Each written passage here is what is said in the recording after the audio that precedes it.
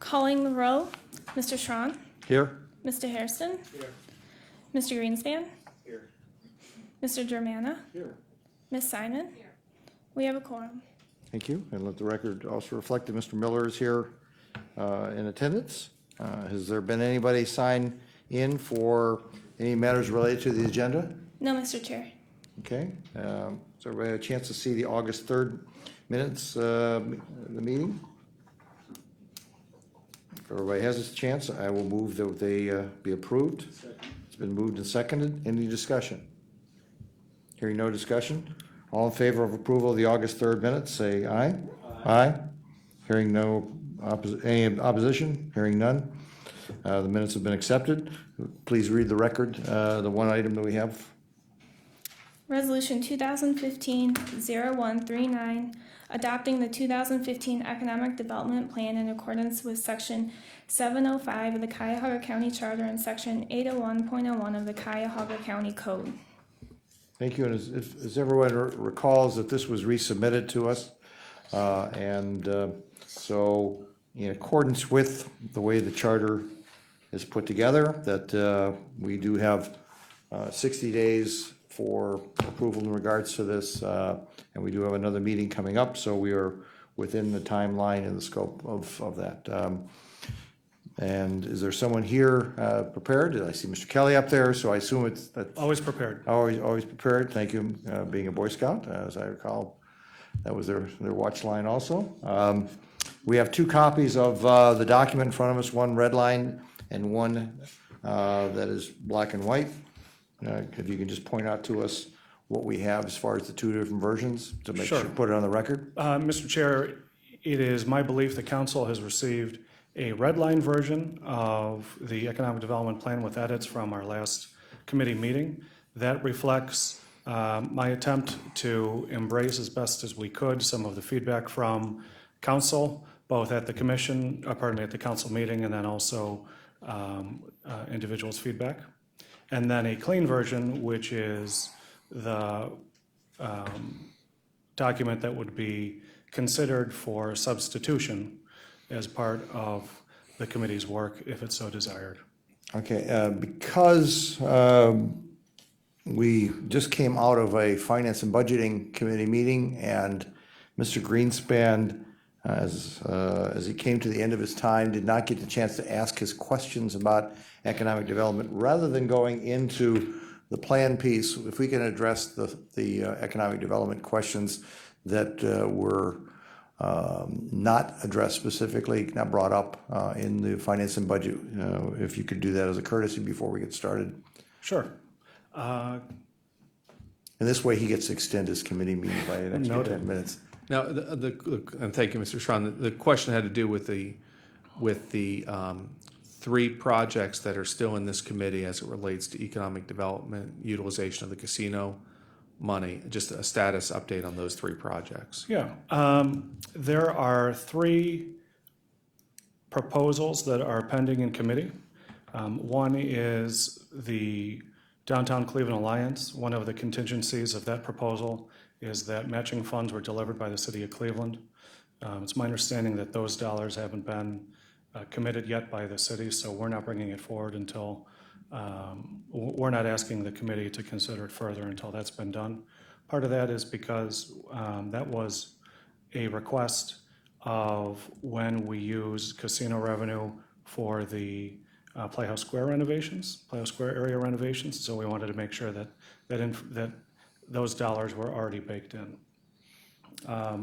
Another one is the Nucleus Project. That project is still a priority for the county executive, and I'm working with my colleagues in fiscal, but then also with the development team at Nucleus to devise the best support for that project. They are out continuing to raise additional capital for that project. And then third is the May Company project. You'll recall that the contingency on that project is that the May Company applies for and is awarded historic tax credits. Their next application will be at the end of the year. It's due in the fourth quarter. The county executive will be bringing an amendment to what's on the floor now for the September 8th meeting to change a deadline and allow the developer to apply for historic tax credits with our support for this next round at the end of the year. And I did speak to some of the principals in regards to this. The May Company project, though we all in Northeastern Ohio were disappointed that those tax credits were sent down to Cincinnati on a project down there. Disappointed in that they didn't come our direction. The project itself, the project here, the May Company project, had a lot of support, but they didn't get it awarded out of the selection. It's also interesting to note that the one in Cincinnati still has not come out of the ground and has not even started yet. So, but they were more successful in their lobbying. I think that the nice thing is that all three of these projects still have validity to them. And I did bring this up with Mr. Kelly on numerous occasions. It's not, I know you're asking it to be brought up publicly here, but I've been bringing it up to find out what the status is, and I've been kept apprised that all three of these still have life to them, though we're waiting to see on the tax credit as far as from that standpoint. They were not successful in the last round, but they feel strongly they will be the next time. Yes. Mr. Chair, does it make sense for these projects to continue to sit in committee indefinitely on these contingencies, which may never come to pass? I would think that perhaps, when I see a budget that looks to be considering these projects long-term, and really, we don't know whether these contingencies will ever come. We have a historic tax credit for the May Company building that was rejected the first round, unfortunately. And then the second project, we're waiting for Cleveland to match dollars. I wasn't clear, Mr. Kelly, if I can, about the first project you described. Which one is that? The Downtown Cleveland Alliance application for signage and wayfinding downtown. One of the contingencies was that there was a city match. Right. And that hasn't materialized yet. They're continuing to work for it. The same issue when it came up over the bridge. They were just a little bit slower in getting around to getting the match. It doesn't mean that the project has lost life to it, nor is the May Company. I mean, when you're talking about having missed the spring application, the next application comes up in December. So we're sitting here almost to at the end of summer. So we're only talking a few more months at this point. If after January comes and they haven't been successful, I have every intention to, that's why I asked, actually, Mr. Kelly will tell you, I called him in January, February in regards to these projects and said, what's the status? We got an update. It looks like they would be successful if the historical tax credit. I don't think any of us would disagree that both those locations, if the May Company building gets addressed and fixed up, that's a key location to our downtown. And if we can replace a vacant parking lot with the residential, the retail, and all the presentation that we saw, both of those would be spectacular projects. So they're not going to hang on. I can assure you, they will not hang on in this committee on infinitum. So the last question I have is about the Downtown Cleveland Alliance signage. Is that for the Playhouse Square area? Is that what you said? Or No, is that was that in just the in warehouse general? district. That's the one that we're looking for the match from the city of Okay. Cleveland. The warehouse district was what the presentation was for, and Oh, I remember that. And I thought Destination Cleveland, and this is for a different day, was really working on signage around town. So I don't want to be duplicative if there's money through Destination Cleveland to provide the signage. So that's just another day discussion. Because there's money elsewhere. I'm not sure it needs to come through this fund. Yeah, and to add, if I can, Mr. Chair, to add Ms. Simon's point, I believe when the original project about wayfinding was put in place, it was prior to Destination Cleveland's wayfinding signage program, well, one of their programs, which came with the fact that we reappropriated the Rock and Roll Hall of Fame money to Destination Cleveland for capital projects downtown, to which they agreed to do wayfinding as their first project. So I just want to make sure to her point, my colleague's point, that we're not duplicating efforts as a result of one project lagging, introduced prior to the Destination Cleveland project. It's still lagging. Destination Cleveland now is moving forward with its wayfinding, that the two now are duplicative. So just, we need to make sure that that's not happening, because you have two projects at two different times, two different funding sources, but look like they're doing the same thing. I'll make sure that's addressed in any future presentation on the issue. Thank you. You can give us an update on that then. And just to Mr. Schron, so is it, I might have misunderstood or misheard what you said, but the question is, how long are these going to be sitting here before we pull the plug? You know, in the private sector, lenders only leave money available for such a short period, such a period of time, and if you don't reach your project goals, the money gets utilized for other purposes. How long are we going to sit and wait for these projects? I thought I answered that. That's why I answered that when Simon brought it up.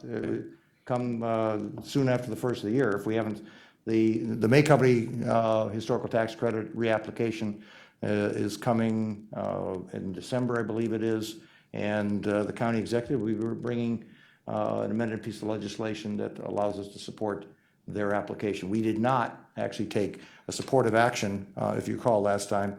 We merely were going to be another funding source. This is a different statement. We're going to actually go out there and is what I believe the county executive will be asking this committee to do, is to take a supportive role and actually support their application. One of the things that I think was learned in the previous round is that other cities actually took a marketing aggressive role in lobbying for those funds. We said, well, let's just throw our proposals on the table and let the best proposal win. Well, sometimes that's not necessarily the best approach when people are fighting for funds out there. And so I think our city, our county have learned a little bit of a lesson in regards to that. Because I think our May Company, clearly that to be renovated right on our public square is really a highly visible location from that standpoint. So answer your question, hopefully. Soon after the first of the year, we will know, we should have an update on both the major projects. And the signage, if you can just double check and find out what the status is of that. Because that's, of the three, that's the minor of the three. Okay? Thanks. And if you can now move on into the economic development, and just for purposes of the committee, it's my intention to get an update. If people are satisfied with where we are in regards to the changes and modifications, it would be then to vote this out of committee for second reading approval at the next meeting so that we can still fall within our 60-day time window. If you're not satisfied, then it doesn't leave. Thank you very much, Mr. Kelly. Okay. Thank you, Mr. Chair. Could you flip on the monitor for me, please? At our last meeting, we reviewed the proposed economic development plan that was shared with council. A consolidated summary of that plan is here. For the lion's share of the programs that the council members are familiar, many of those are continued. We do seek throughout the year to improve how those programs connect with the benefit of the community, moving beyond just how many jobs we're creating, but making sure that to the best of our ability, that we're incentivizing jobs among those areas where we have available workers and our workforce can connect, but also that we are sharing goals among other agencies and departments and tailoring our programs so that they're complementary and strengthen other ways that we spend county money. Making sure that there's alignment among the money that's being spent by the county outside of just economic development. And then also acknowledging community development activities like our storefront program, Muni Grant program, are part of our economic development strategy, even if they're not funded with local funds.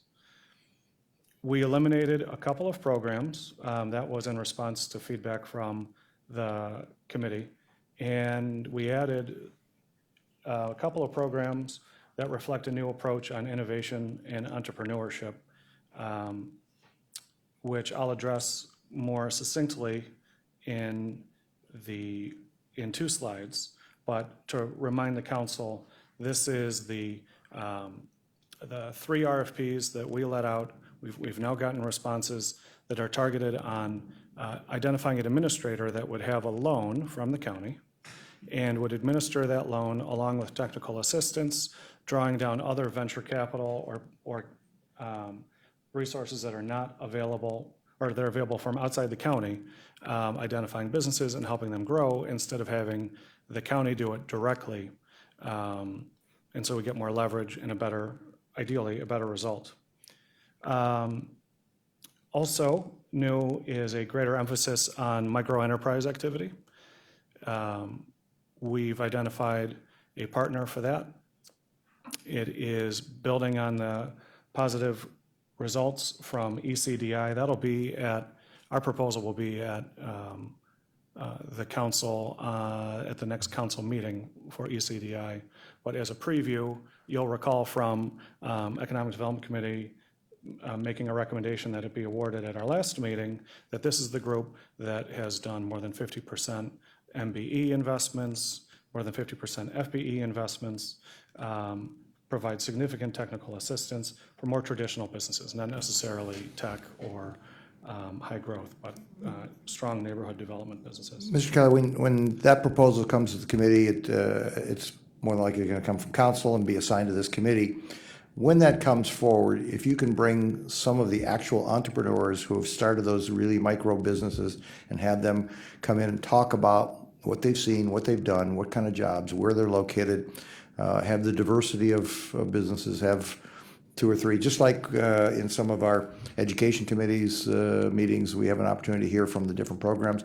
Let's hear from the programs of these microloans, because I think it would be very interesting to see the diversity of what's coming forth and in concepts and scopes. And Sure. Allow me to even if we have some failures too, that's okay too. The entity that we brought forward to the committee at the last meeting, ECDI, with, you may recall, Eric Diamond and Greg Zucca were here to present on behalf of that very contract that would be going to the big council committee next Tuesday for approval. This committee awarded it. That's the new program that we're talking about because of its expanded scope, even though it was a continuation in many respects of an existing contract. Yeah, I'm talking about the ones that's already been in place, that we've already had loans, so we can go back and refresh as to how well those have worked. Because you've got, as I recall, you have a series of small micro businesses that have been recipients of these loans. And if you're asking us to go forward with a new program, it would be nice, I think, for this committee to hear what's happened with the ones that we did. And again, I think it's okay for the committee and the public to know that not every one of these are going to be successful. Understood. And I'll make sure that we do that. Thank you. Yes, on the same subject of the microloans? If we can stay on that. On the summary that he just presented, Okay. what are the 2 programs that are proposed to be eliminated?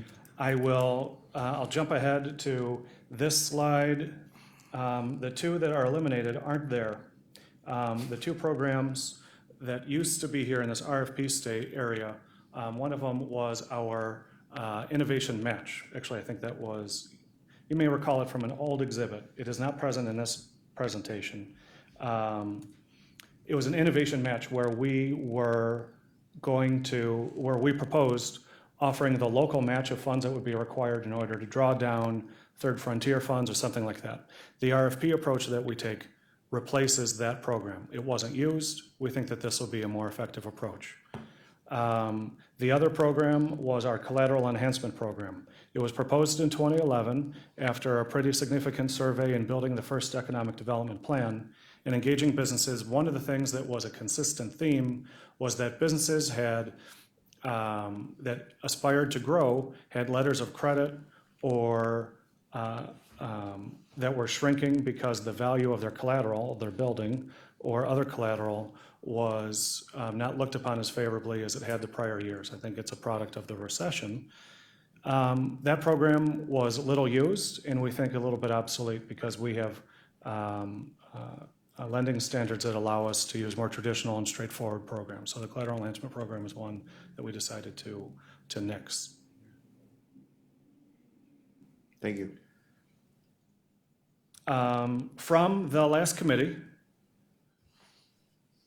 one of the changes that we made were to remove those programs. Councilman Greenspan asked, how are you doing all this stuff? What are we getting rid of? So those are the two that we're going to get rid of. We will likely, after seeing how the RFP process works and evaluating programs moving forward, also condense the menu and eliminate programs throughout the year. But we need more evaluation about which ones are being used and not used in this environment. We added language, and this is reflected in the red line version. One of the feedback that I received was it was important to clarify what the continuity is from the prior years and this plan. And so you'll see some of that language in the red line version. That was my responsibility to articulate that the work of the past 4 years, building those programs, making sure those resources are there. In the first version of the plan, I accepted as a given. So I made that more clear in this version, that taking that momentum is important, and now we have the ability to improve the programs that we have. I also added examples of alignment instead of just simply referring to alignment. So a simple example is now regional collaboration is regularly engaging the Department of Development on what our programs are so that they can help to promulgate them among the communities when they're meeting with them, in addition to what the Department of Development is already doing. Another example that we're working on with my colleagues in HHS are finding ways where we can have our programs tailored so that we are measuring wages of jobs that are created, the same way that HHS measures that sort of information for some of the placements that they make in job creation.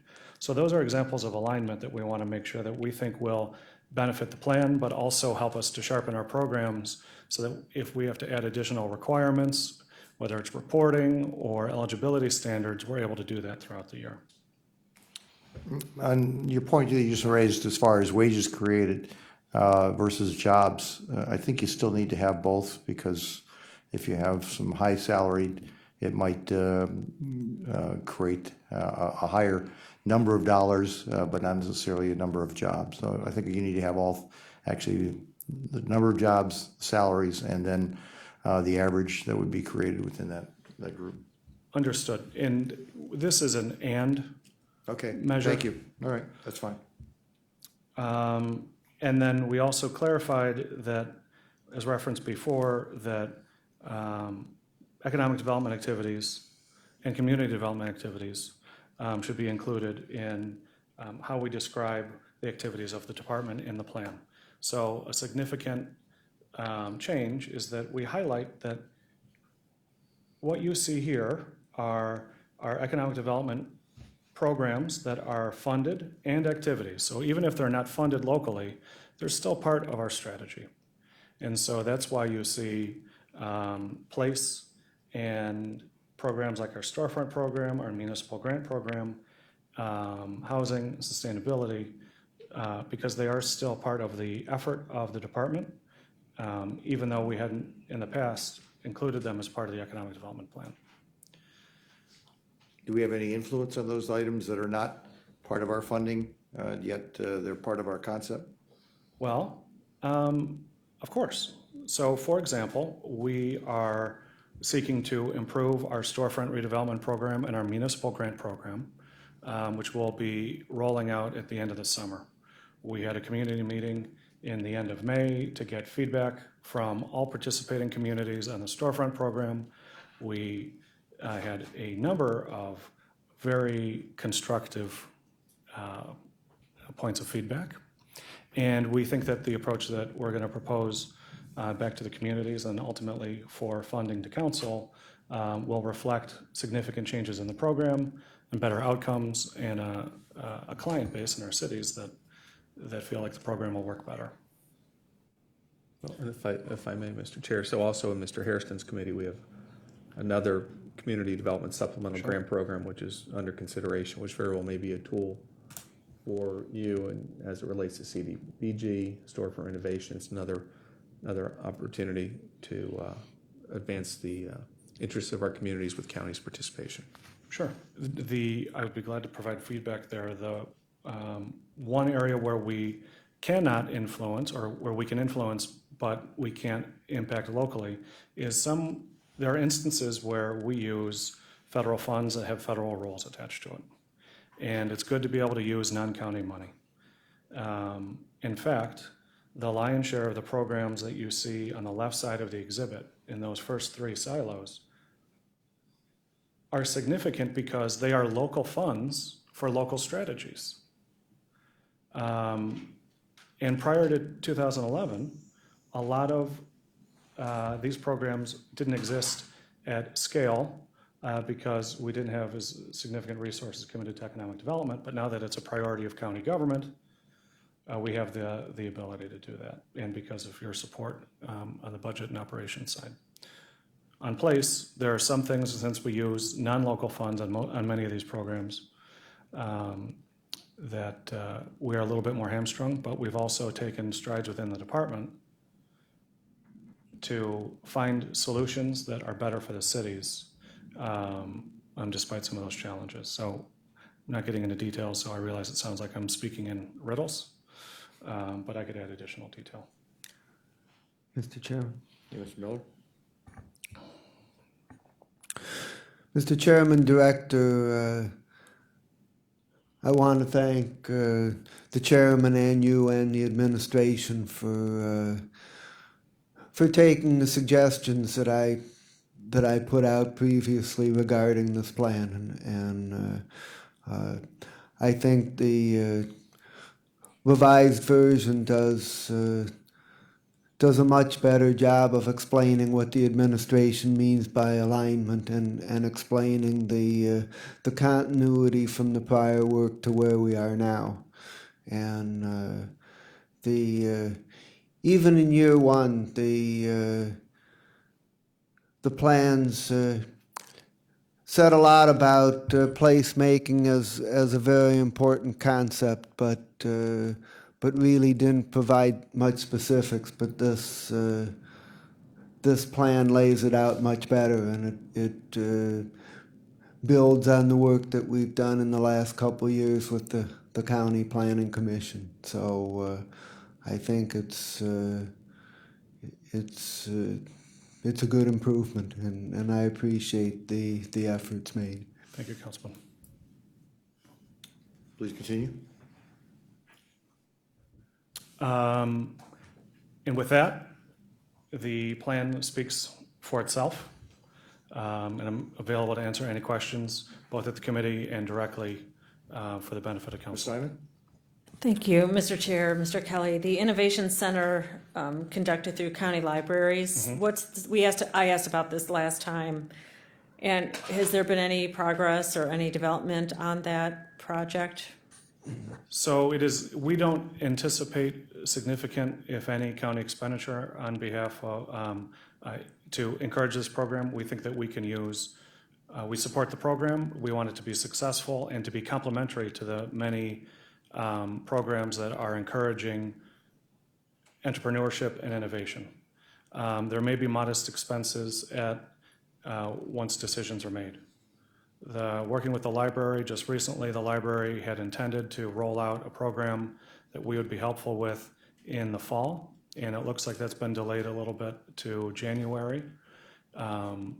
So we have to complement their programming. They have two areas where they asked for our assistance. One is identifying folks that could help with technical assistance, to be present in the centers, do programming, and the other is with equipment. And we have identified an audience of folks that will help with technical assistance, many of whom we fund, like with Microenterprise, or with whom we partner, like with Magnet. And that helps create a symbiosis between the missions of those organizations and the libraries that are, so it's good for both. And then identifying the equipment that's needed, it's expensive. But we're still working on identifying the right equipment, and we've been using some technical assistance from those organizations that I mentioned to make sure that they're buying the right stuff. And how that's paid for is to be determined. The high-end cost, by the way, looks like it'd be about $35,000. It's not our intent at this point to pay for it, but that's the ceiling, and that's the most amount of information I can give you about what I would think would be our potential liability.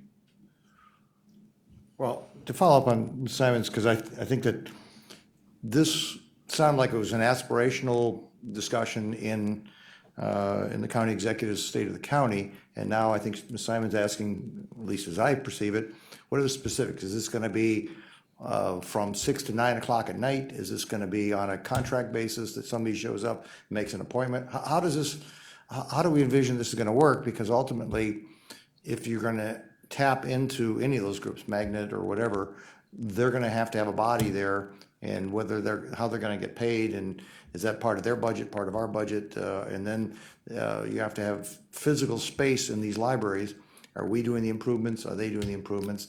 And then you get to the equipment. And I'm glad you asked the question that way, and it identified a gap in how I've been communicating. The principle here is, if you see, there's a lot of that gold color, which represents new activity on behalf of the department in that innovation space. And so the principle is that there is the ability for our residents to access these resources closer to where they live. And so the county executive has gotten behind this program in the innovation centers at the libraries because it's diffuse. It's outside where a lot of these organizations have a lot of their programming, which is a little bit closer to this building. So that is the principle that we're trying to encourage and want to be part of. Things like programming hours and curriculum. Curriculum has been outlined by the library. The specific hours haven't been determined. We had to punt to January because their plate was full for the fourth quarter. But those things will have to be part of a final program.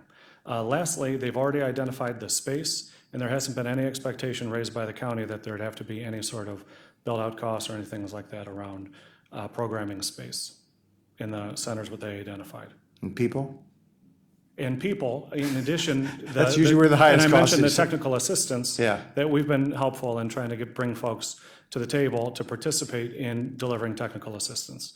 And so we'll have to coordinate those things like curriculum and hours and participants. But we feel like we've got some time before it's too late, because we've got till January to hammer out those details. Okay, the words "get behind," I guess I'm not sure, does that mean cheerleading, or does that mean actually doing something with the program? Does that mean having an instructor that we paid for, or having equipment, or the consumables are going to be high in this, and the maintenance? I'm familiar with three-dimensional printing and a little bit, and I'm familiar with additive manufacturing and how that takes place, but there's a lot to, if you can imagine squeezing stuff out of a glue gun, and then you shut it off, and it gets hard, and then the tip gets sealed up, and the equipment doesn't get used. It's a lot of stuff going on that I just hope get behind means somebody's going to actually physically be part of all the things it needs to make this, and then ultimately somebody's going to have to identify who is the eligible candidate that's going to use this.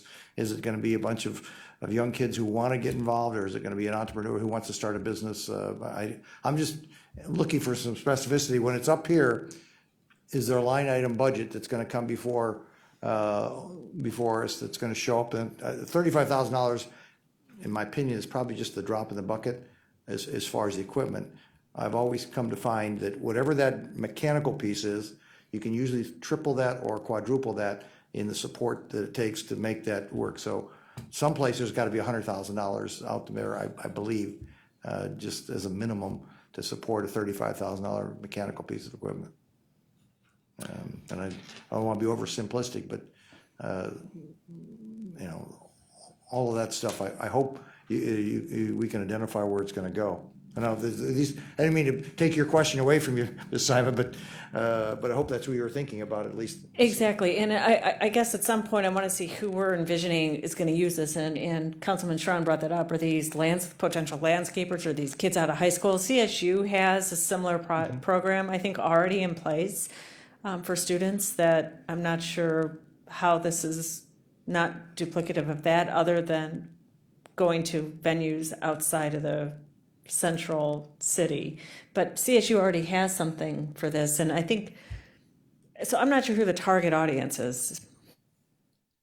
Well, as you can tell, when you come back with that request, whatever it happens, if it never comes to this committee or never comes to anybody for funding, then, if we're cheerleaders, man, I'm a cheerleader for anything, so from that standpoint. But at some point, I assume somebody has to deliver it with an instructor, somebody has to write the curriculum, that costs dollars, somebody has to print the curriculum, and then somebody has to market it to get somebody to come in the doors. But now, hopefully, we've raised the issues, and Ms. Simon, thanks very much. Mr. Germano? Thank you, Mr. Chairman. When it comes to the libraries, we're talking the Cuyahoga County Public Libraries. Yes, sir. So there's other independent libraries, and I think there's a handful. I'm not sure how many private library systems there are besides Cuyahoga. I know there's Cleveland. Are we working with those, or is this strictly through the Cuyahoga County Public Libraries? This is a partnership envisioned just with the Cuyahoga County Library System. Okay. Well, I congratulate the vision. I hope it works, and I hope we get people in there, because who knows, we might have the next, Michael Dell or somebody like that that'll come out of this thing, and that'd be fantastic, and we'll all be happy campers with one of those out there. Mr. Chair, I'm just I'm just wondering if this is successful, if it takes off. I think we should probably be collaborating with these other library systems, because it's all part of the county. Am I wrong about that, or am I missing the point? With this particular program, it is a pilot to begin with. I know that reflecting what Councilwoman Simon said, the Cleveland Public Library has similar programming in place. And so I think that the principle is spreading out that work, that engagement. I also think that it is very early stage, idea stage folks that we're engaging that would then be handed off to some of the more developed programs, better funded programs later. But your feedback is heard loud and clear on engaging some of the other systems like East Cleveland and Lakewood that are still independent. Well, it's pretty exciting. The maker movement, to get people back in and making things in Northeastern Ohio would be a great place to be. Who knows what will come out of those collaborative things. I know that Magnet has got a whole series of PRISM activities to build upon that, and then it would end up in an incubator someplace, and then from there it goes into the investment bankers if when the next Michael Dell or Gates or any of the other folks come out of some kind of lab like this. They used to do this in the garage, and now the intent is, I congratulate the county executive for the idea, and I hope it's got all the horsepower to make it happen. I just don't want to see it just be a dot on a map, though. I'd love to see it. I think I don't want to speak for Ms. Simon, but we'd like to see people in those things, not just to be a space holder on a project like this. Any other questions, comments, thoughts? Well, we do appreciate you listening to us and taking some of these ideas to fold. I would love to hear where the innovation centers are. You say that this is basically on hold till January. So can you give us a sense as to when you think it would be logical for you to bring us as an update on those? Let me provide a written, detailed status report before the next committee meeting, and then I'll give you a timeline. Sounds great. Report. Very fair. If we don't, it'll be July 1st of next year, no later, because that gives you 6 months to hopefully work with them, and at least, if nothing else, we won't have the next Microsoft probably launched by July, but at least it'll be an idea, and we'll see where it is. And I think that this is, if the maker movement can be great with using the libraries, it would be a phenomenal success story for the county and everything like that. So good luck on it. Thank you. Thanks. Any other questions, comments?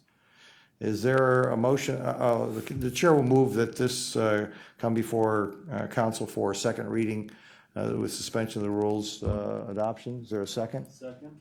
Mr. Chairman. Excuse me, Mr. Chair. We have to vote to replace. Oh, we do have to replace it, About yes, that's substitute. probably what Mr. Miller was gonna tell me also. I'd be willing to bet. Is that what you're gonna tell me? Yes, thank you very much. Is there a motion to